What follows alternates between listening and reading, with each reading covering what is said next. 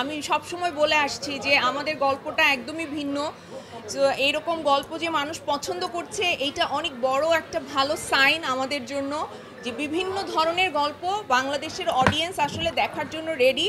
এখন আমাদের প্রডিউসার ডিরেক্টরদের দায়িত্ব হচ্ছে ভিন্ন ভিন্ন রকমের গল্প মানুষের সামনে নিয়ে আসা এবং নারী প্রধান গল্পগুলোকেও প্রায়োরিটি দেওয়া। দুইটাই, বাট এটা খুবই এক্সাইটিং। মানে যেহেতু আমাদের প্রথম দিনের অডিয়েন্স রেসপন্স সেই রকম অর্থে ভালো ছিল না, তো আমি তো ঈদের দিনটা আমার খুব খারাপ গেছে। আমরা খুবই মন খারাপ করেছি যে এইরকম অডিয়েন্স রেসপন্স হলো।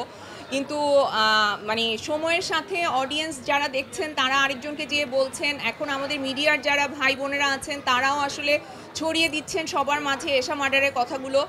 বান্ডেল থাকলে প্রতি সেনমানিতে টাকা বাঁচবে। বিকাশ সেনমানি বান্ডেল কিনে জিতুন প্রতি লেনদেনে। সো এখন অডিয়েন্স আসলে আগ্রহ প্রকাশ করছে, তারা নিজে থেকে আসছে, দেখছে, প্রশংসা করছে। এইটা সবচাইতে ভালো ব্যাপার যে আমাদের সিনেমাটা যে কজন মানুষ দেখেছেন তারা ভালো বলছেন, তাদের কাছে ভালো লেগেছে বলছেন, সবার অভিনয় ভালো লেগেছে বলছেন, যে একার কারো অভিনয়ের কথা বলছেন না, সবাই সবগুলো ক্যারেক্টারকে পছন্দ করছে।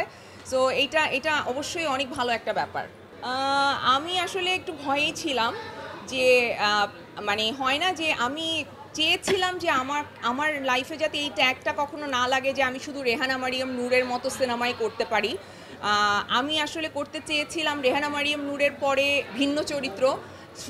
সেই সূত্র ধরে আমি করেছি রবীন্দ্রনাথ এখানে কখনো খেতে আসেনি, আমি করেছি গুটির মতো সিরিজ, আমি করেছি খুফিয়ার মতো সিনেমা, যেটা মানে বলিউডের একজন বিশাল মানে ডিরেক্টর বিশাল ভারদ্বাজের।